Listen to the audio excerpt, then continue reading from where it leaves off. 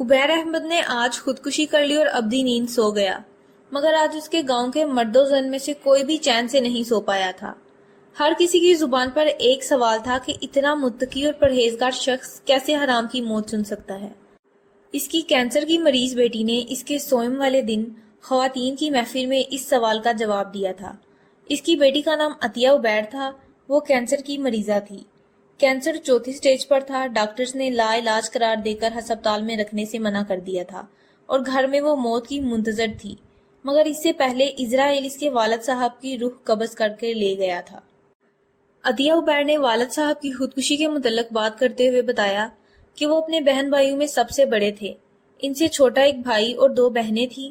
ان کے والد صاحب یعنی میرے دادا بیمار ہو کر بستر سے جا لگے اور پھر کبھی نہ اٹھ سکے، تو میری دادی نے بچوں کی پرورش کے لیے کام کاج کرنا شروع کر دیا، مگر میرے والد صاحب کی غیرت نے گوارا نہ کیا کہ ان کی ماں کما کر لائے اور وہ کھائیں، لہٰذا انہوں نے تعلیم کو خیر آباد کہا اور محنت مزدوری شروع کر دی۔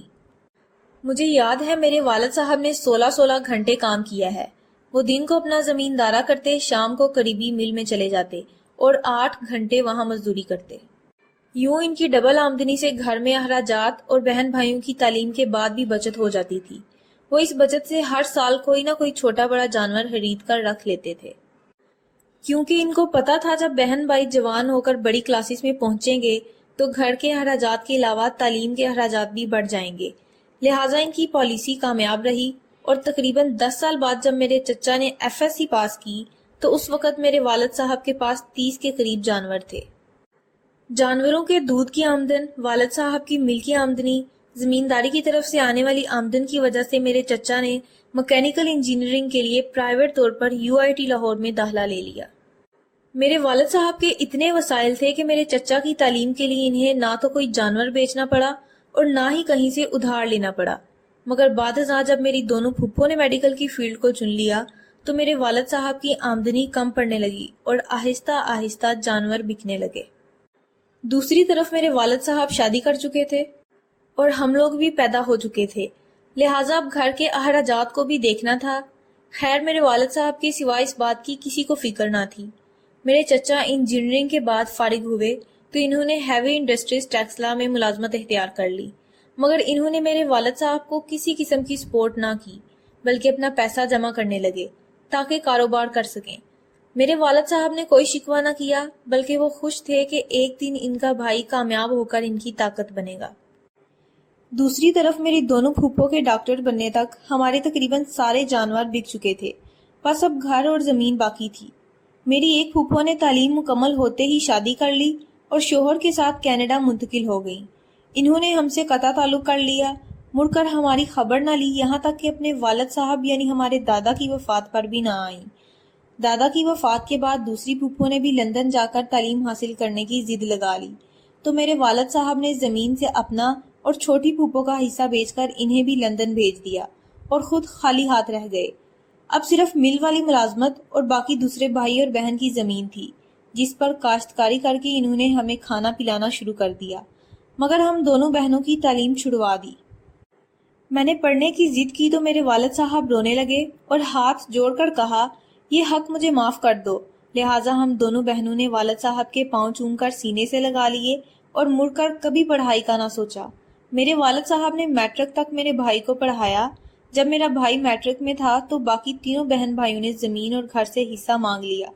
میرے والد صاحب کے پاس اتنے پیسے تو تھے نہیں کہ پیسے دے کر گھر رکھ لیتے، اپنی اور چھوٹی پھوپھو کی زمین وہ پہلے ہی بیچ چکے تھے، لہٰذا باقی زمین دونوں بہن بھائیوں کو دی اور گھر ان تینوں بہن بھائیوں کو دے کر ہمیں ساتھ لیا اور کسی دوست کے خالی گھر میں منتقل ہو گئے۔ میرے چچا نے اپنی دونوں بہنوں کے ساتھ مل کر ایک ٹیکسٹائل مل لگا لی اور اپنا کاروبار شروع کر دیا۔ آج وہ شہر کی جانی مانی شخصیت ہیں۔ خیر وقت گزرتا ہے اور میں دماغ کے کینسر کی مریضہ بن جاتی ہوں۔ دوسری طرف ایک حادثے کی وجہ سے میرے والد صاحب کا ہاتھ کٹ جاتا ہے اور مل والے انہیں فارغ کر دیتے ہیں۔ جب گھر میں فاقوں کی نوبت آتی ہے تو کچھ دن پہلے میرے والد صاحب اپنے بھائی کے مل میں کام لینے کی خاطر جاتے ہیں، جہاں ان کے چھوٹے بھائی اور بھابھی دفتر میں بیٹھے ہوتے ہیں۔ میرے والد صاحب اپنے بھائی کے سامنے اپنا مدعا بیان کرتے ہیں، جس پر میرے چچا کہتے ہیں، میں مل کے بیرونی معاملات دیکھتا ہوں، اندرونی معاملات تمہاری بھابھی دیکھتی ہیں۔ ان سے مل لو۔ میری چچی میرے والد صاحب کو دیکھتے ہی کہتی ہیں تمہارا تو ایک ہاتھ ہی نہیں ہے، تم کیا کام کر سکتے ہو؟ ہم بنا کام کی تنخواہیں دینے لگے تو یہ کارخانہ 2 دن بھی نہیں چلے گا۔ میرے والد صاحب مدد طلب نظروں سے بھائی کی طرف دیکھتے ہیں اور بتاتے ہیں کہ ان کے گھر میں فاقے ہیں۔ کینسر زدہ بیٹی 2 دن سے بھوکی ہے، مگر میرے چچا کے دل میں کوئی رحم پیدا نہیں ہوتا۔ وہ معذرت کرتے ہوئے کہتا ہے ہم کو تو ورکر کی ضرورت نہیں، تمہیں اپنے دوست کی مل میں صفائی کرنے والا رکھوا سکتا تھا، مگر ایک ہاتھ سے معذور انسان صفائی کیسے کرے گا؟ تم ایسا کرو، کل سے اپنے بیٹے اور بیٹی کو اس کی مل میں بھیج دینا، میں کال کر دوں گا۔ اپنے چھوٹے بھائی جس کی خاطر انہوں نے اپنا سب کچھ بلکہ اپنی اولاد کا بھی سب کچھ قربان کر دیا تھا، اس کے اس قدر سرد رویے نے انہیں اندر سے توڑ کر رکھ دیا۔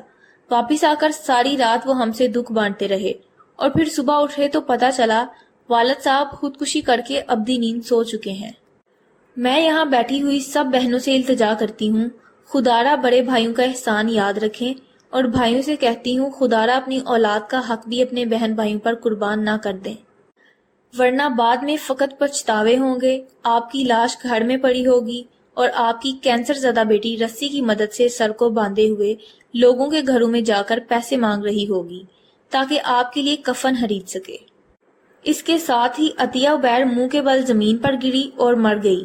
اب کی بار عطیہ کے بہن بھائی عطیہ کے کفن کے لیے پیسے مانگ رہے